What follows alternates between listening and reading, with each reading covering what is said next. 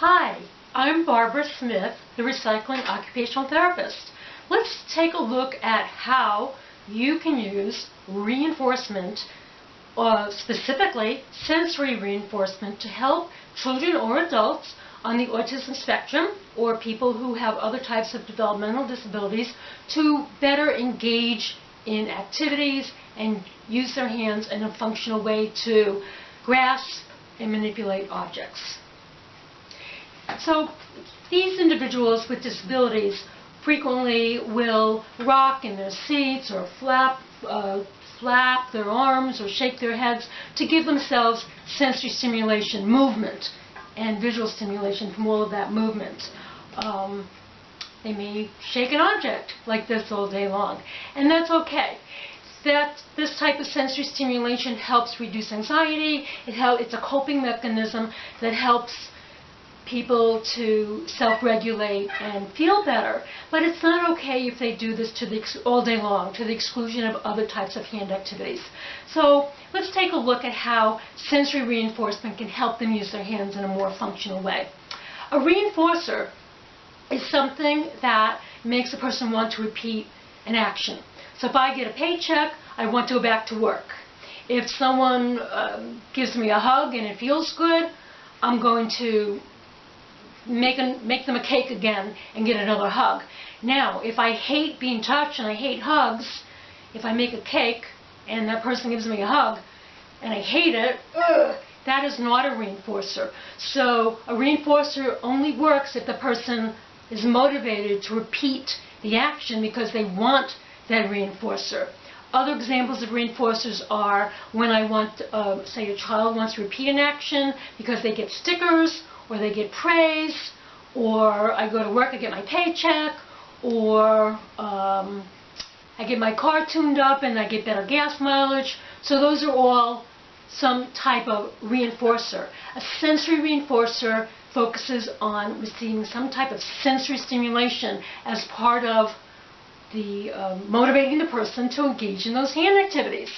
That sensory stimulation might be from movement.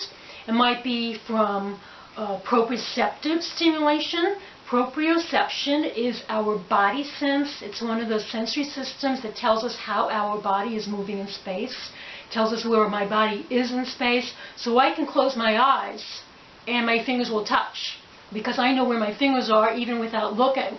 But someone who has a poor proprioceptive system, sensory system, needs to compensate by looking at their hands when they're using them. We have proprioceptive sensory receptors in our muscles and our joints and our tendons and ligaments, and they are stimulated when materials are heavy, when we use materials that vibrate, when we engage in resistive activities. Resistive means using force. So when you push a very heavy door using a lot of force, it's resistive.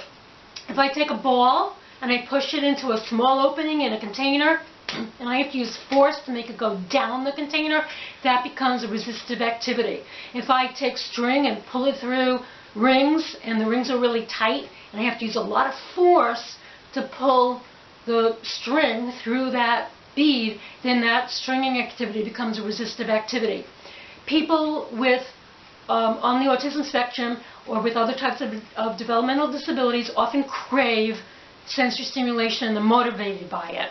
Now let's take, for example, someone who loves movement, perhaps on a horse, or while on a swing, or in a rocking chair. You'll see in the following video one of my clients in a rocking chair. He really likes that movement. He's always moving. He's always shaking an object. He's always stimulating himself, but I want him to engage in a more functional activity.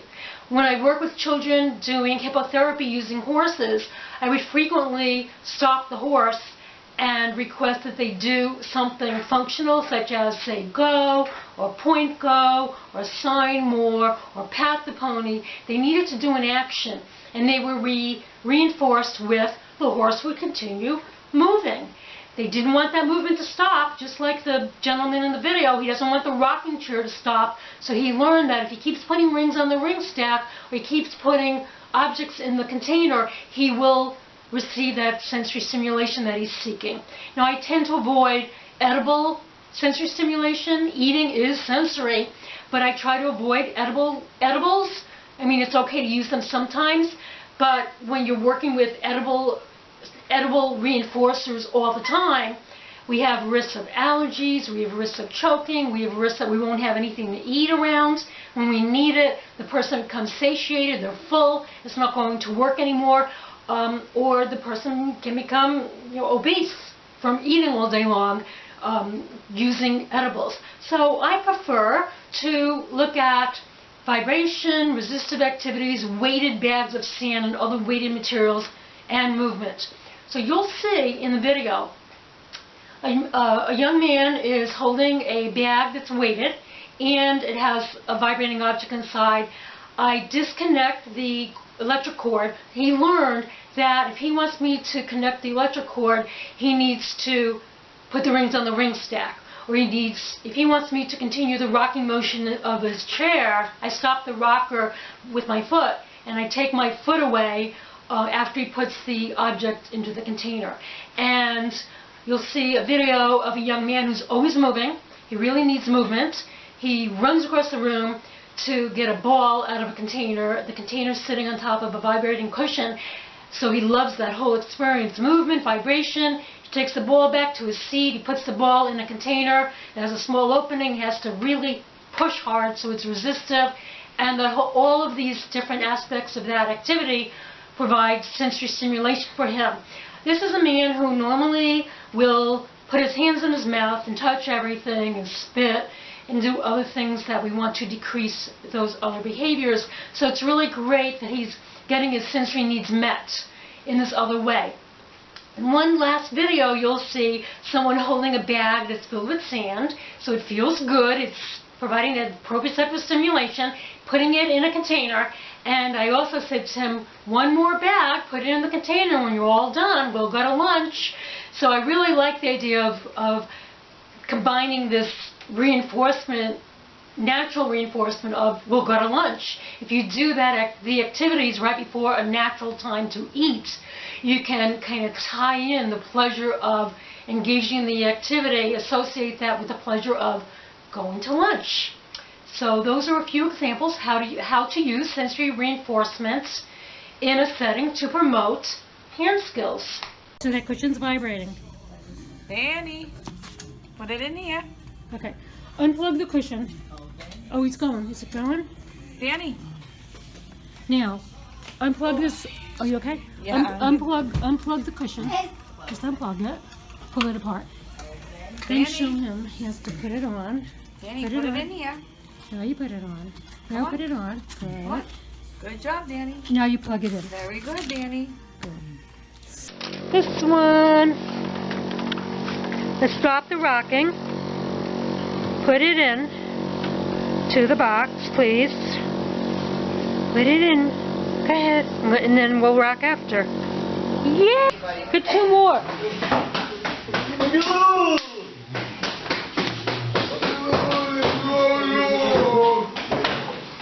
Good job. All done. All done. Put it in. Pizza, pizza. David, lunch is it's 10 more. Come on, Dylan. Put this one in. 1 more in, and then we'll have lunch. We'll put it in. Yay!